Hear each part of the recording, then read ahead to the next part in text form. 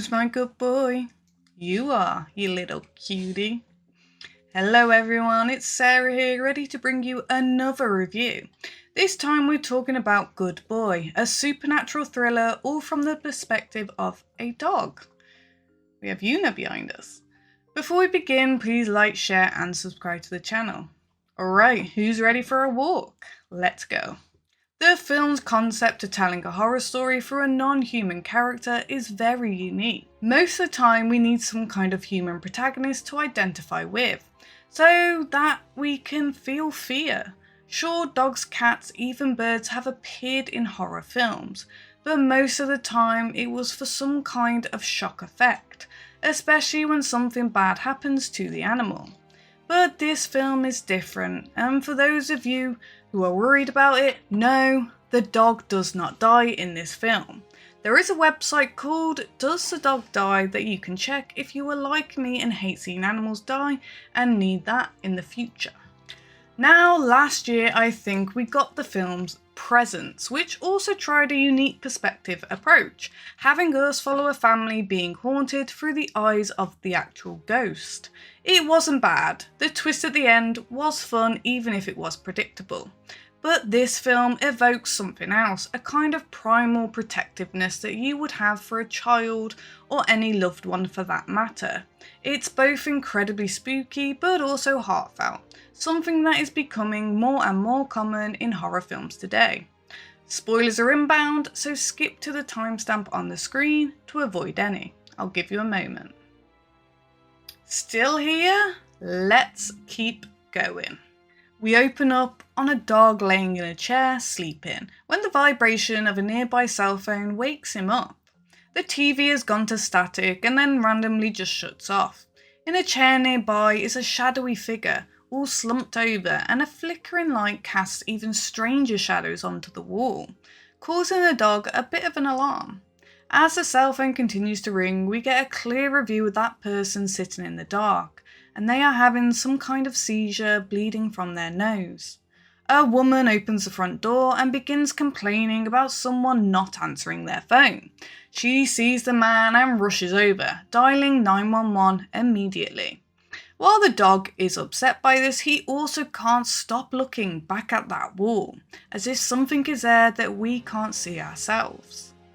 The film then jumps into a flashback, and we see when the family adopted the young pup, and a montage of memories begins to play. A quick Google search tells me that this breed is a Nova Scotia duck tolling retriever. Wow, that's a mouthful. Either way, super cute. One of his owners, however, seems to be really sick. It's not specified with what, but I'm going to assume some kind of cancer possibly. Whenever the dog is with him though, off in the background, the dog always sees a kind of shadowy figure, just standing there, still, and watching them. I assume this is death, biding its time. Now the film is an interesting mix of stylish atmospheric shots and also scenes from the dog's perspective itself. Most of it is empty of any kind of dialogue, just what the dog overhears. Also, he's terrified of thunderstorms and really doesn't like the rain. As they move into a new house, a fixer-upper, there are definitely some ghosts here or something, as the dog senses another presence. In one of the back rooms, the man finds a box full of old family movies on VHS and watches through them. And I'm not sure, but I think this house used to belong to his parents. While on the phone with his girlfriend or wife, the dog goes off to explore the house and sees that shadowy figure again and begins to follow it. It leads him to a kind of hidden closet room, where a bunch of old junk and old costumes and clothes are all stored. It then cowers in the corner, sinking into a kind of fetal position as the dog curiously stares at it. The man comes looking for his pup and the shadow just vanishes. Days turns into weeks and the two explore the property some more, heading into a graveyard in the woods behind the house. Turns out it's the family plot, with generations buried there. They run into Mr. Downs, a neighbour and fox hunter, who makes friends with the pooch and informs the man that he's got traps all around the area, so he should be careful.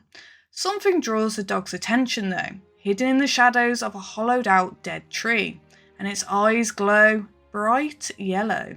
I finally learn the dog's name, Indy. The man is Todd and the woman is actually his sister and is named Vera.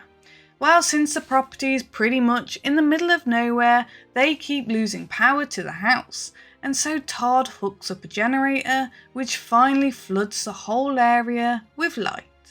Several of the shadowy figures suddenly disappear, and Indy is alarmed by this, searching frantically.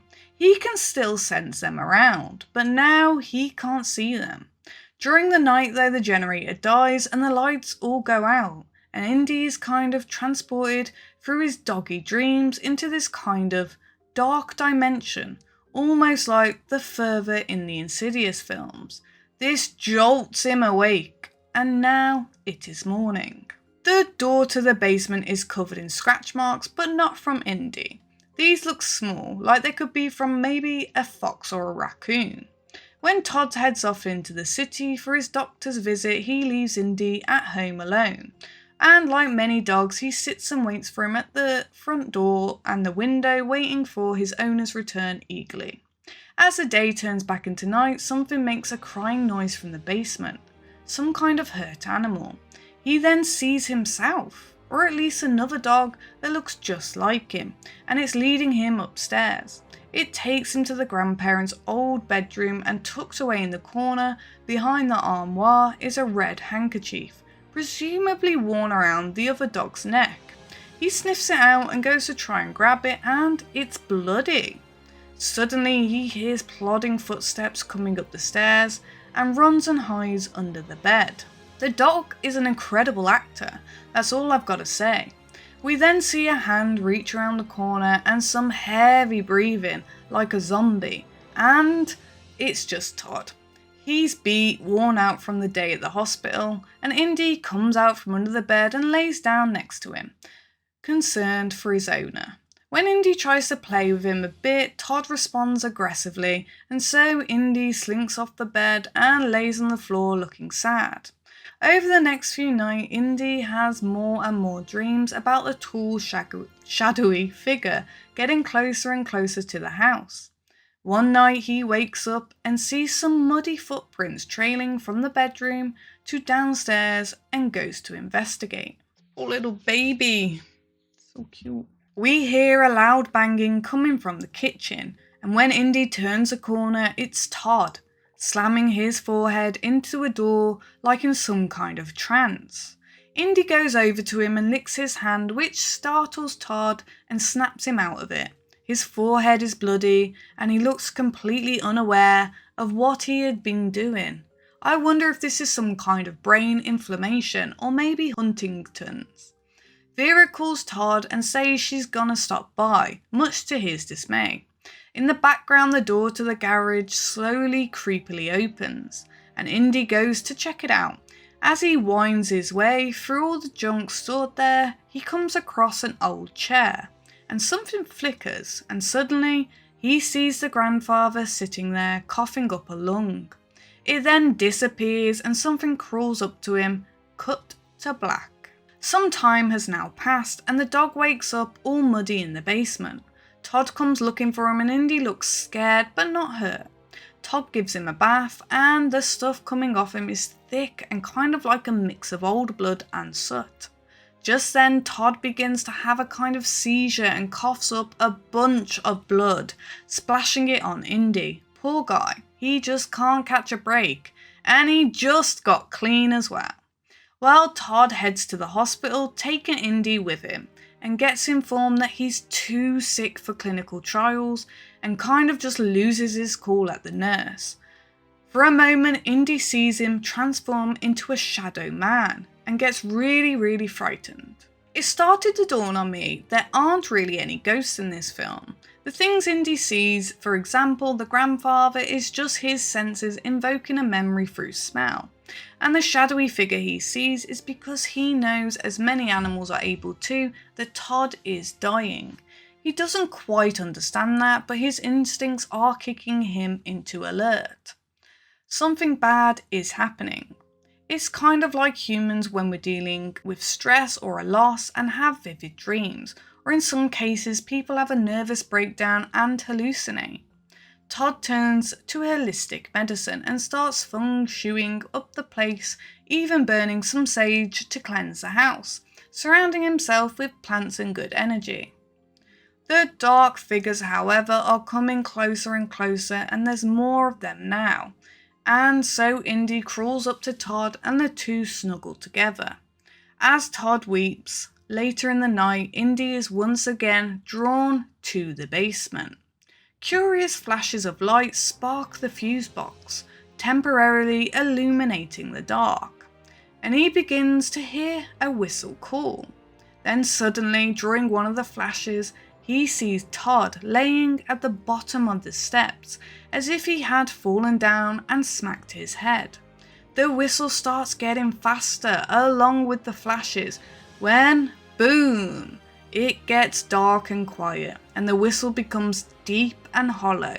Again the light flashes suddenly, and Todd is on all fours, running up the stairs, and this wakes up the dog from his nightmare. Everything seems fine and quiet, the TV having turned to static once again, when suddenly something grabs Indy from under the bed and begins pulling him under. He panics until he realises it's Todd, who had fallen off the bed on the other side and pulled the dog closer for some comfort. Shadowy figures walk by the door and start intruding on the room, and even Todd calls out with a curious hello, having seen something. Todd then begins to pet Indy, when suddenly his hand turns into a grotesque, bloody and decaying version, and this freaks Indy out and bites him. He immediately regrets it, but then sees a shadowy figure moving towards him, something crouched on top of the dresser. Todd turns to it and just collapses, and as Indy sprints into action to go and help, the bedroom door slams shut in his face. Indy barks and claws at the door, but he's trapped. Being a good smart boy, he notices the bathroom window is open and climbs through it onto the porch roof and makes his way down, unhurt thankfully. He then runs off to the nearby neighbour's house to get help. Along the way, he gets snagged in one of the fox traps and panics. That is until Todd somehow finds him and sets him free, bringing him back to the house and chaining him in the front yard. I told you to stay.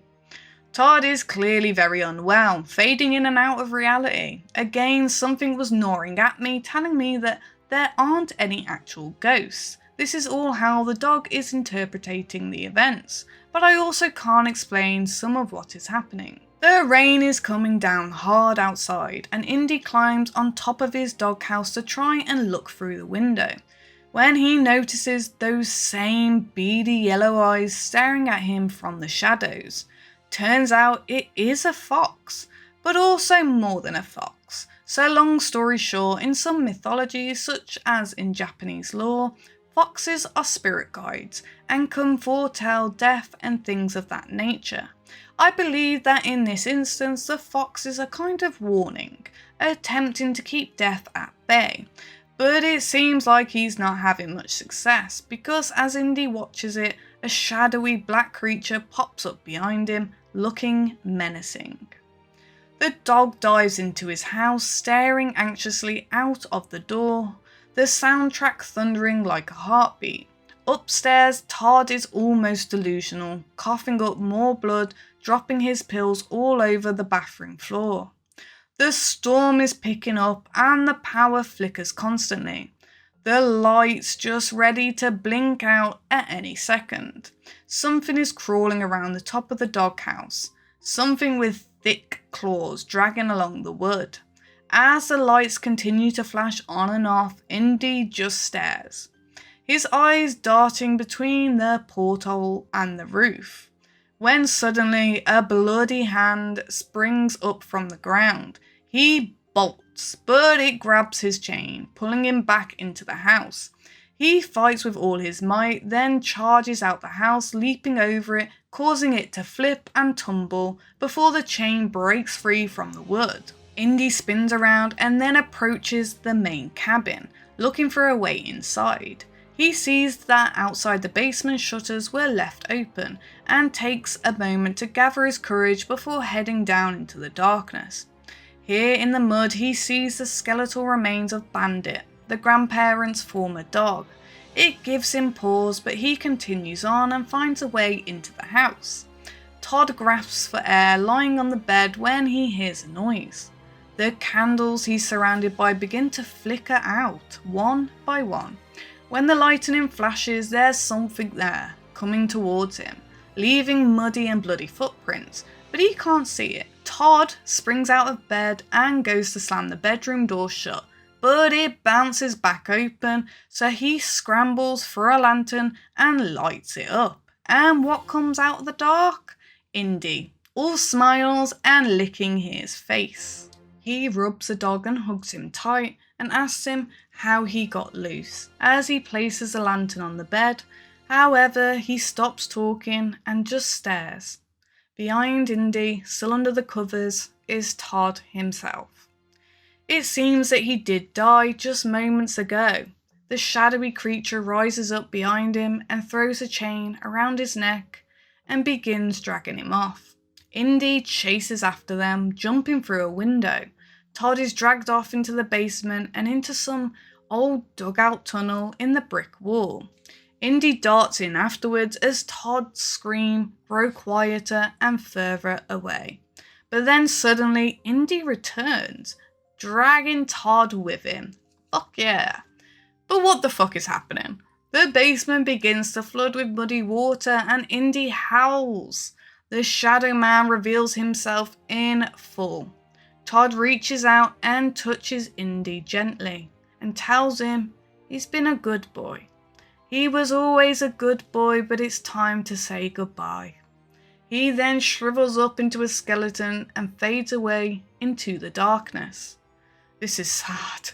Indy looks around confused and sits down in front of the strange hole and peers into it. Sad. The storm begins to let up outside and night begins to turn back into day. The next morning, Vera shows up and finds Todd dead and Indy locked in the basement, and she cries.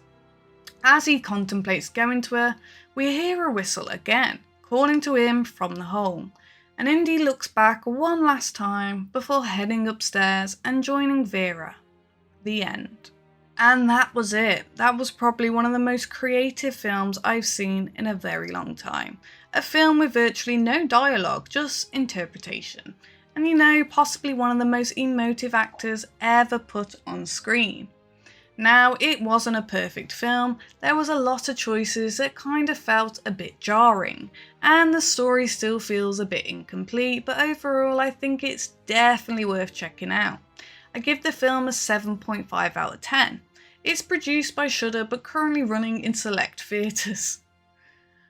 If you're a dog lover, this one is tailor-made for you. I want to thank you all for checking out the video. What do you think of the film? Are you a dog or cat person? Personally, I'm both. But to be honest, if I had the money, I would have a farm that has all the different types of animals. But let us know in the comments below what's your preferences. If you enjoyed our content, please like, share and subscribe to the channel. And don't forget to pet that bell icon to stay up to date with all our latest releases. If you're on mobile, we'd appreciate if you could click the hype button. Just swipe left on the comments to get it. I have been your host Sarah, and thank you for being here with me today. If you have a pet, make sure to give them a kiss from me. Take care and goodbye.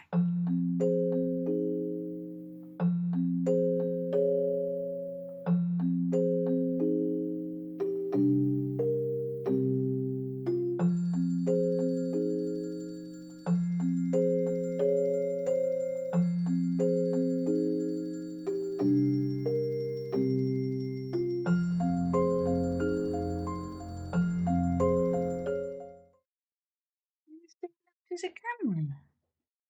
Talking about dogs in a horror film today, yes we are. Never let that happen to you. You're gonna live a little pampered life, aren't you? Yes you are. Mwah. Love you.